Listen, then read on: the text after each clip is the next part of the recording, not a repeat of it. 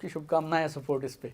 Thank you very much. इसी श्रृंखला में जब हम आगे आने वाले कल की आप बात कर रहे हैं कि कल को सरकार कुछ भी कहे तो इस चैनल के माध्यम से किया जाए, तो आप वैसे देखते क्या, आप क्या विजन देख पा रहे हैं डायरेक्ट सेलिंग के लिए हिंदुस्तान में अगले 5 साल में, अगले 10 साल में? आपको क्या लग रहा है, आंकड़े या आपका अनुमान? बहुत अच्छा प्रश्न है सर आपका। देखिए, अगर आपने किसी भी इंडस्ट्री में कामयाब होना है तो आपको फ्यूचर के बारे में थोड़ा आइडिया होना चाहिए, विज़न आपका होना चाहिए। yes. आंकड़ों की अगर बातचीत हम करें, मैं एक सिंपल आंकड़ा अगर बताऊं तो जो 2017-18 के आंकड़े हैं उसके अनुसार डायरेक्ट सेलिंग का जो ग्लोबल टर्नओवर था वो कोई 1,90,000 बिलियन डॉलर का था, और उसमें से 18% अकेले अमेरिका का हिस्सा है, 35,000 बिलियन डॉलर, और इंडिया उसमें से 1% में भी कहीं नहीं आता। तो मेरा विज़न ये है कि जब अमेरिका 32 करोड़ की पॉपुलेशन में इतना बड़ा वॉल्यूम क्रिएट कर सकता है, तो हम तो 130 करोड़ हैं। बिल्कुल। तो 130 करोड़ हैं, हमारी इकोनॉमी ग्रो कर रही है, दुनिया का सबसे ज़्यादा यूथ हमारे यहाँ पे है। तो हमारे यहाँ पे बहुत बड़ी संभावनाएं हैं। तो मेरा अपना विज़न ये है कि 10 साल के बाद, 20 साल के बाद अगर एक लिस्ट बनेगी, ग्लोबल टर्नओवर हम देखेंगे, तो उसमें शायद इंडिया अमेरिका से ऊपर चला जाएगा 100%।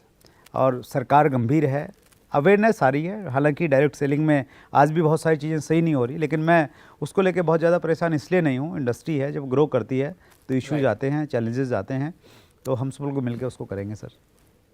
इसी बात को अगर मैं पकड़ूँ और इसको आगे मैं लेके जाऊँ, जो आप ये बेटर बता रहे हैं कि चैलेंजेस आते हैं, कुछ चीज़ें सही हैं, कुछ चीज़ें सही नहीं हो रही हैं, तो हर तरह की कंपनीज हैं। पिछले कुछ सालों में कुछ ऐसी कंपनीज निकल के आई हैं जो इलीगल स्कैम्स थे और जिनकी वजह से इंडस्ट्री की अच्छी कंपनीज को भी लोगों ने एक सवालिया निशान सा लगा के देखा। तो आप एक सीनियर डायरेक्ट सेलर हैं, 20 साल से आप इस इंडस्ट्री में हैं, तो आपके हिसाब से एक अच्छी, सही, जेन्युइन डायरेक्ट सेलिंग कंपनी में हम क्या देखें और कैसे पता लगाएं? और बहुत सारे लोग जब जुड़ते हैं या इस बिज़नेस को शुरू करते हैं तो क्या देखें वो? तो क्या मोटे मोटे तौर पे क्या आप कुछ गाइडलाइंस जैसा या रिकमेंडेशन अगर आप उससे मैं बोलूं तो आप देना चाहेंगे कि इस तरह से हम चुन सकते हैं कि ये इलीगल स्कैम है और ये है जेन्युइन ऑथेंटिक डायरेक्ट सेलिंग?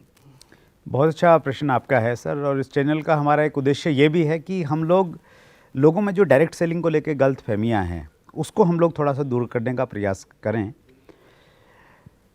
जहाँ भी किसी भी व्यक्ति को अगर प्रलोभन दिया जा रहा है, लालच दिया जा रहा है, ये बताया जा रहा है कि भाई हम लोग ये 20 तरह की इनकम दे देंगे आपको, इतना जल्दी हम कार, गाड़ी, बंगला ये दे देंगे, तो जहाँ भी लालच की गंध आ रही है सर, वहाँ से बचना चाहिए। पहला तो मेरा पहला पैमाना तो मेरा वो है।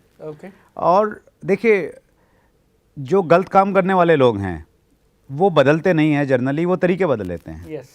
डायरेक्ट सेलिंग में पहले गलत काम करने वाले लोग सीधे मनी सर्कुलेशन करते थे। मुझे 10,000 रुपया दीजिए, हर महीने इतना लीजिए और 2 साल में हम आपको इतना दे देंगे।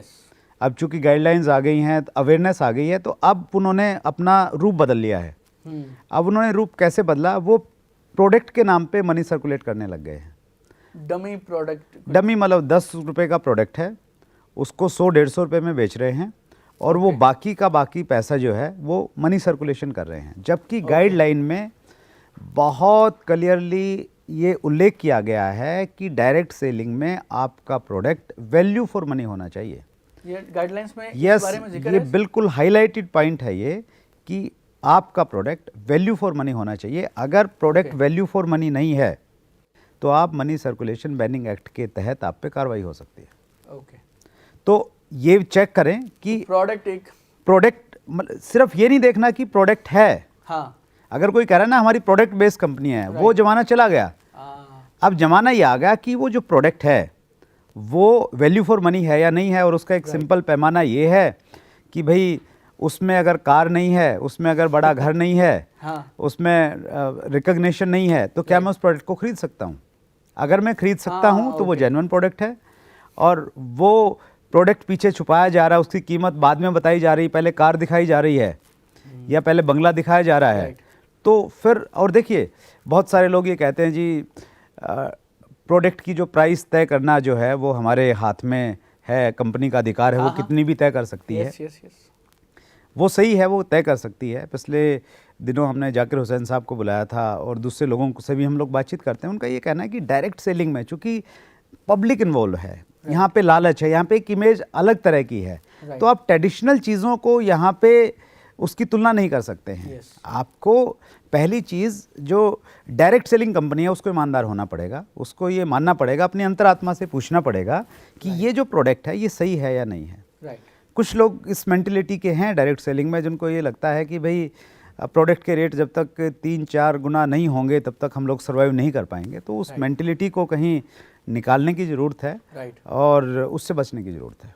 अगर आपने अभी तक chat with Surendra Vats channel को सब्सक्राइब नहीं किया है तो अभी सब्सक्राइब करें और बेल आइकन दबाना ना भूलें, जिससे आपको आने वाली सभी वीडियोस की अपडेट सबसे पहले मिले और हमारी किसी वीडियो को मिस ना करें।